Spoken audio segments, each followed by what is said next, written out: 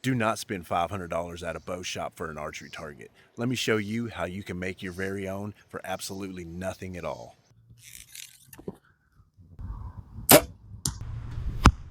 Hey everyone, welcome to the channel and thanks for tuning in. We're back at the archery range today, and in my last few videos, I had some comments asking about my targets. What are they and where'd I get them? Well, I made them myself and I made them for absolutely free. This one here, I made about 2 years ago. I still use it today. It's the one I use the most. That one there, I made about a year ago, and I upgraded it a little bit. I put some wheels and a handle on it, and they've both held up really well. So today, I'm gonna show you how you can make your very own free archery targets. The first step to making your own archery target, and probably the hardest, is sourcing materials. Now, what I did was I went around to industrial complexes, warehouses, big box stores, and I'd head to their shipping and receiving department, have a friendly little conversation with their managers there, and see if they have any materials that I'm looking for and if they'd give them to me for free. Let's go over some of the materials you'll need and how I sourced them. First off, you're gonna need some 2x4s or 2x6s. Now, if you go with 2x4, you're gonna need 4 at 6 foot or 8 at 3 foot. If you go with 2x6, I had two 2x6s that were 6 foot long, and I was able to cut them into 8 individual pieces. 4 of them are 36 inches long and 4 of them are 33 inches long. That's gonna make your frame 36 by 36 when you get it all screwed together. The only downside to that is I did have to rip every single board right down the center to be able to get enough wood to make a full frame. Luckily for me, all the materials I needed were included on this one single pallet.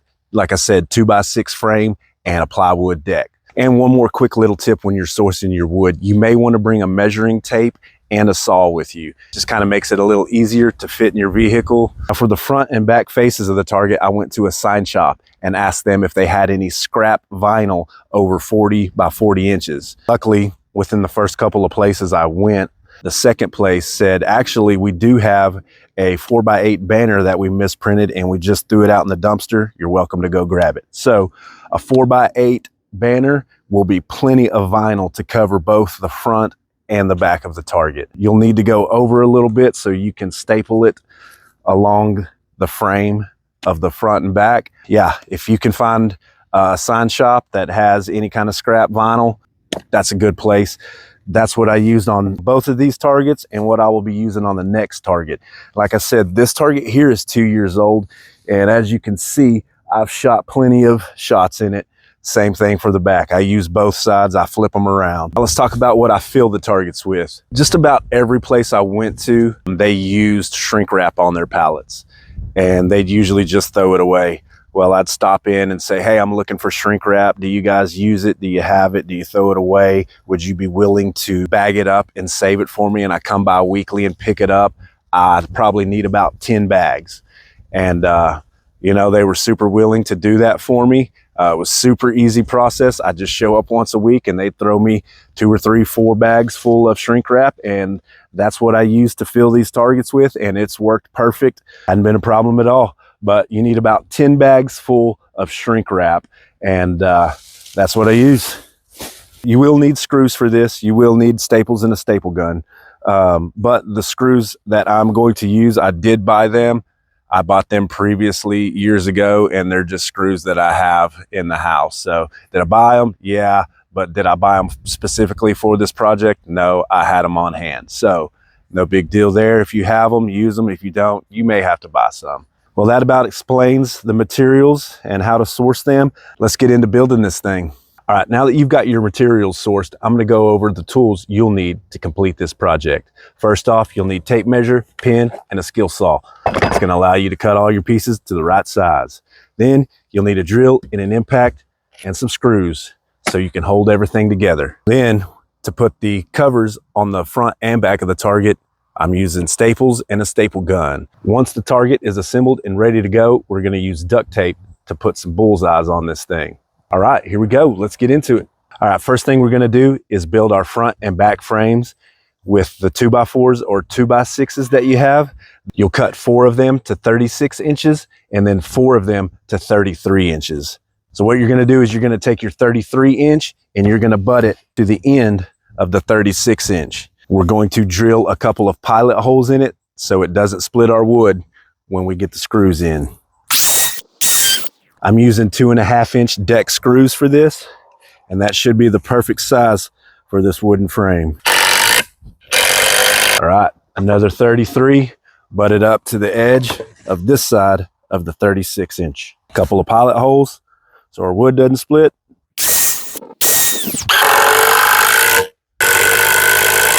Let's flip this over and get the last piece on. I'm going to take one of our 36 inch pieces.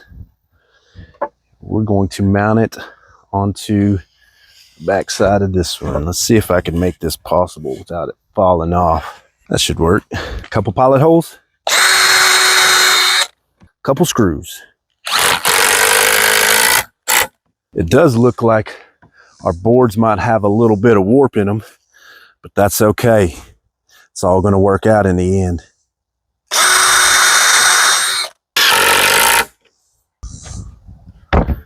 All right, and there she is. Let's double check our measurements, make sure everything's going to work out.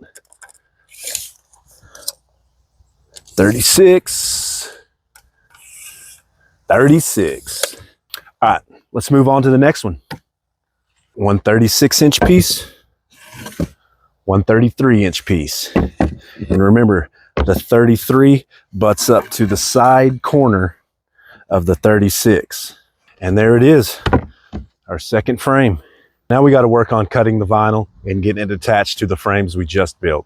I've got my vinyl cut to size and I'm ready to mount to the frames. What I ended up doing is cutting them 42 by 42.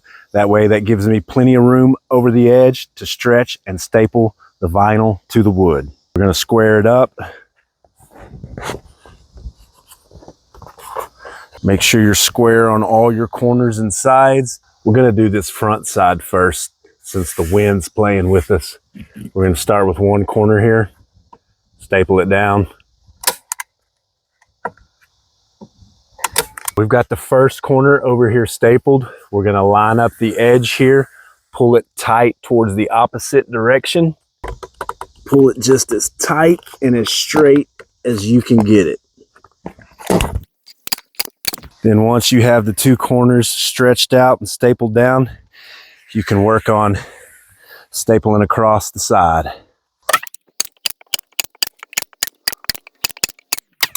Make sure you use plenty of staples across it. That's going to help keep it tight and make it last a long time.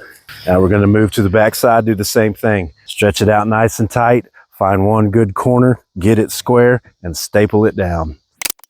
Let's go to the opposite corner, and you're going to want to kind of pull at a 45, stretching all sides towards you, and go ahead and staple this corner. Now that you've got the corners stretched and stapled down, you want to go through and stretch this side and staple as you go. Reload. Let's give it a good flip. And now we're just going to pull straight down and staple across. Now we're just going to go across, pulling straight down. A couple of staples about every 4 to 6 inches. Now that we've got two sides stretched and stapled, we're just going to go to each corner here, staple each side, and pull straight just like we did in the last one. And there she is. That there looks good. All right, now we're just going to repeat the process for the second one.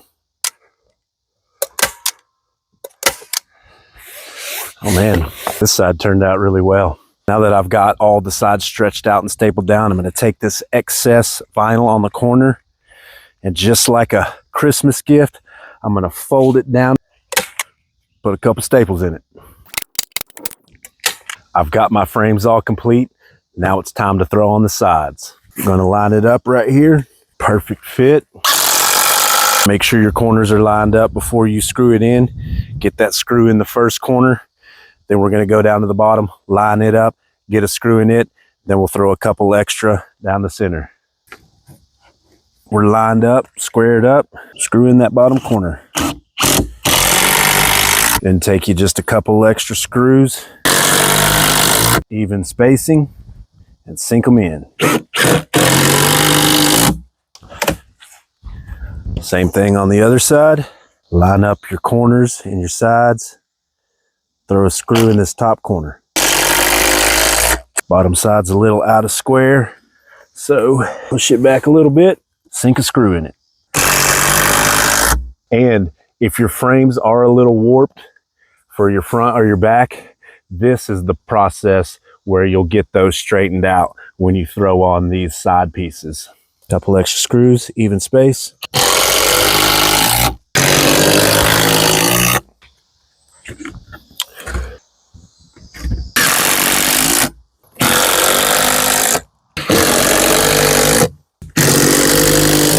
Now that we have 3 sides mounted to one of our frames, we're going to flip it over and mount the other frame inside the 3 pieces that we have on now.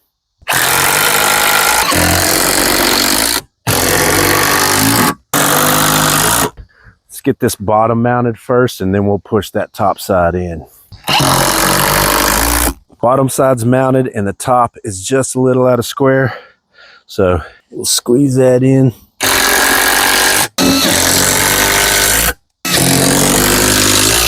Last thing to do here is to flip it up, get some screws in that bottom side.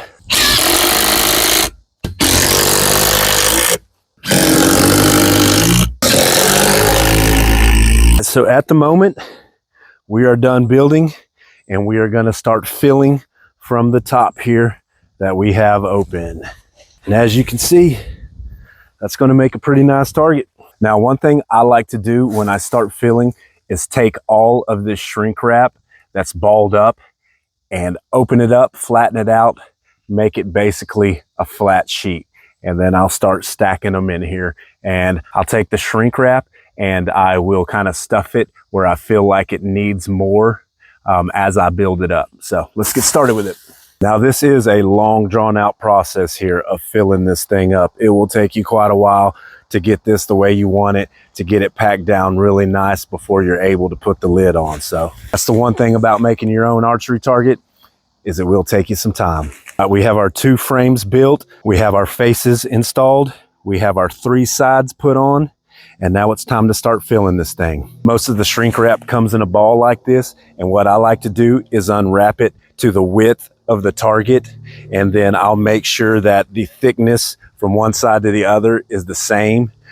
You can pull some of that shrink wrap to different parts to get a little bit more thickness to even it out. So I've got it to the width of it, and I've got it pretty even thickness all the way across, kind of loose, and you just lay it in there. Now you'll make rows across like that, probably do 4 or 5 of them. Then you'll come up, do another 4 or 5, come up, do another 4 or 5. You'll get about halfway full, and then you'll want to start pushing it down. And when you're pushing it down, you'll kind of feel the areas that may need some more opposed to some of the other ones that may sit a little higher. And as you build up, you'll squish it down, and you'll feel them areas that may need them, and you just feel as you go. All right, we've got this thing just about as full as we can get it. Let's get the lid and get it on.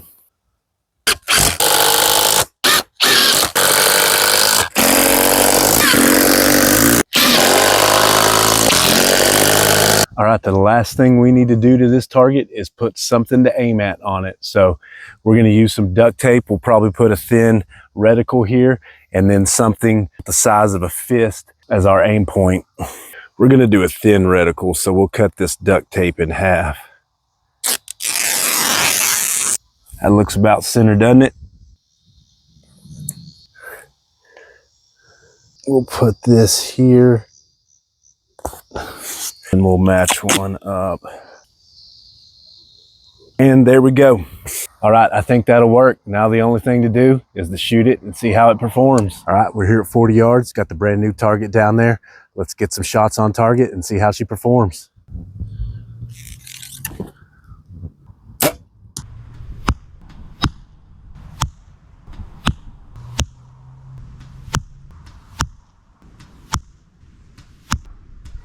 All right, we got a pretty good group of arrows in there, and then we got a few flyers, which is all right. We're not looking at accuracy per se.